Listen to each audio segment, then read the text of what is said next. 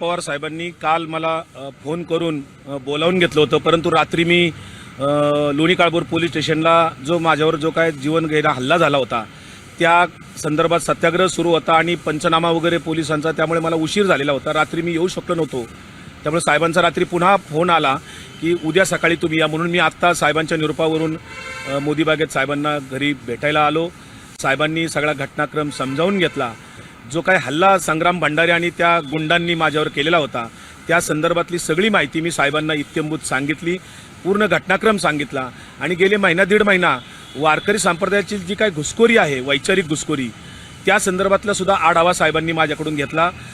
वारकरी संप्रदायातील कुणाची काय मतं आहेत किंवा माझ्या कुटुंबाचं काय मत आहे, ह्या सगळ्या गोष्टी माझ्याकडनं माहिती घेतल्यानंतर साहेबांनी राज्याचे पोलीस महासंचालक सदानंद दाते साहेबांना फोन करून या घटनेचं गांभीर्य सांगितलं. आणि मी राज्यभर फिरत असतो, व्याख्यानं देत असतो, प्रतिक्रिया देत असतो, तर माझ्या संरक्षणाची सुद्धा मागणी पोलीस महासंचालकांना पवार साहेबांनी केलेली आहे.